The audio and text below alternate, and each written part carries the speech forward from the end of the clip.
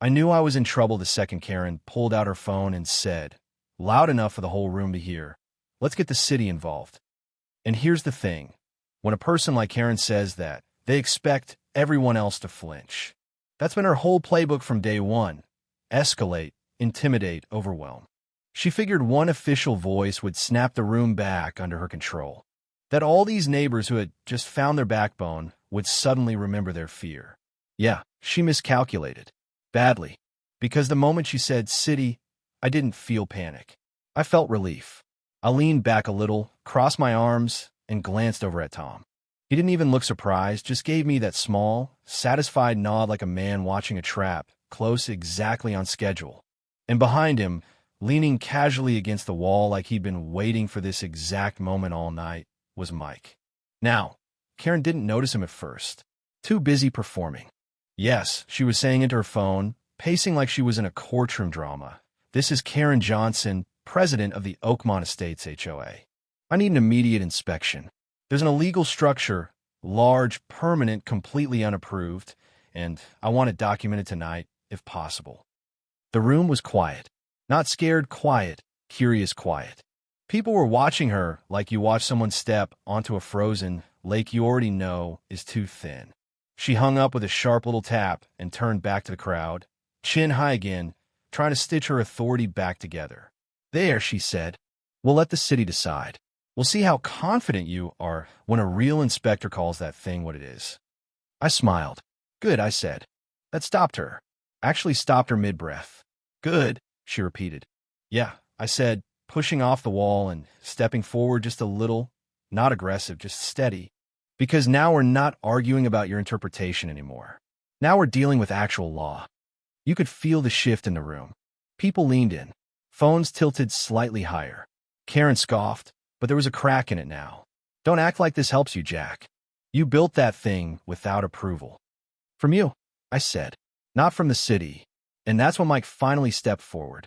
Slow. Casual. Like he was just another neighbor who'd had enough pizza and decided to stretch his legs. But the second Karen saw him, really saw him, something flickered across her face. Recognition. Then confusion. Then something that looked a lot like dread. Evening, Karen, Mike said, calm as ever. Didn't realize this was turning into a zoning issue. Her mouth opened, then closed. Mike, I didn't know you were here. Yeah, he said, shrugging. I've been here most Fridays. Big fan of the pizza. A couple people chuckled. Karen didn't. She straightened up, clinging to the last pieces of her script. Well, good. Then you can explain to everyone here that Mr. Miller's oven is an illegal structure under city code.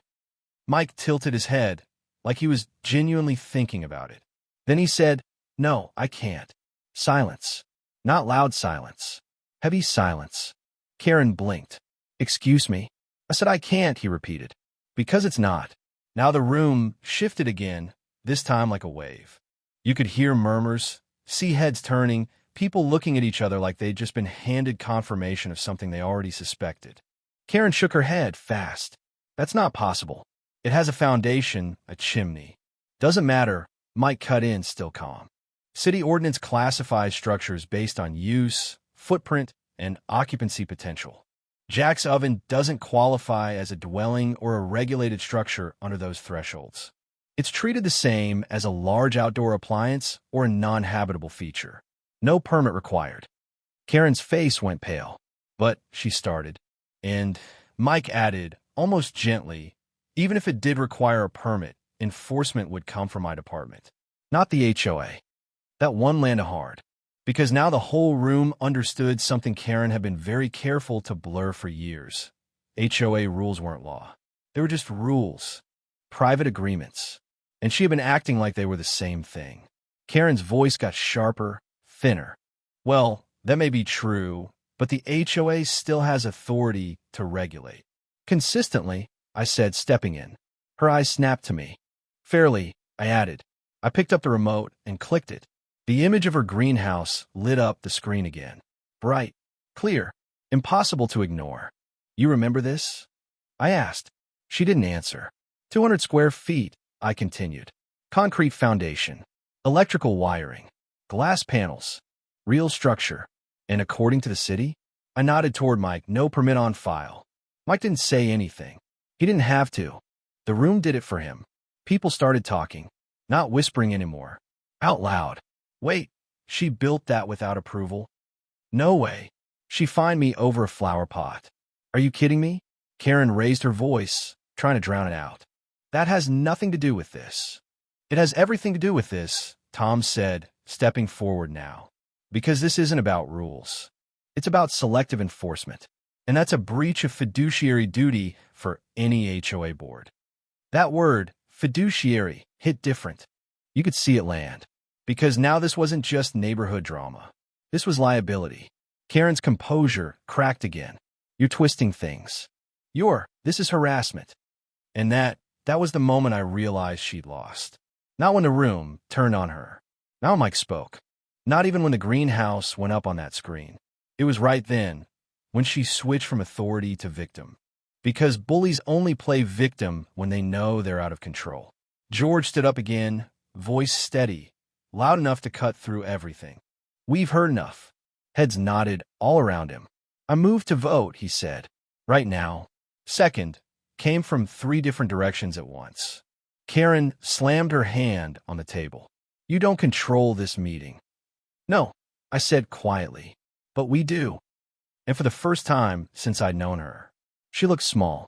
The vote wasn't dramatic. No shouting. No chows. Just hands going up. One after another. Then more. Then nearly the entire room. Karen stood there, frozen, staring out at a community she thought she owned, realizing all at once that she never had. Cynthia didn't even look at her when she counted. Herb kept his eyes on the table. Tom just watched, arms folded, like a man who already knew the ending. Motion carries, Cynthia said softly. And just like that, Karen Johnson was no longer the president of the Oakmont Estates HOA. No gabet, no ceremony, no dignity. Just done. Karen didn't scream this time, didn't threaten, didn't lecture. She just stood there for a second, breathing hard, eyes glassy, like her brain hadn't caught up yet. Then she grabbed her bag, turned, and walked out of the room without a word. No one stopped her. No one followed. And nobody missed her. The room didn't explode into celebration right away. It was quieter than that. People exhaled, looked at each other, smiled, real smiles, not those tight, HOA-approved ones. Mary wiped her eyes. The Patels hugged their kids. George just nodded like a man who'd seen this kind of thing before. It wasn't victory. It was release. Later that night, back in my yard, the oven was glowing again. The same one Karen had called a monstrosity. The same one she'd threatened to tear down brick by brick. I slid a pizza into the fire, watched the flames curl up around the dome, felt the heat on my face. My wife leaned against me, quiet. My kids were laughing. Neighbors lingered, talking, relaxed in a way I hadn't seen in months. And Mike, he took a bite, shook his head, and said, "Still the best pizza in the Tri-County area." I laughed. "Yeah," I said. "Turns out it's also legally compliant." We stood there for a while, just enjoying the moment. And I kept thinking about how close I'd come to tearing it down, to giving in, to letting someone else decide what I could build in my own backyard. Funny how it works. Karen thought she was fighting a brick oven. What she really did was wake up an entire neighborhood. So let me ask you something. When rules start getting twisted into control, when someone uses authority to push people around, where do you draw the line? Do you keep your head down and hope they skip your house next? Or do you stand up, risk the fight, and make them answer for it? And if you've ever dealt with someone like Karen, HOA boss, neighbor, whoever, I want to hear how it ended. Because something tells me this kind of story doesn't just happen in Oakmont Estates.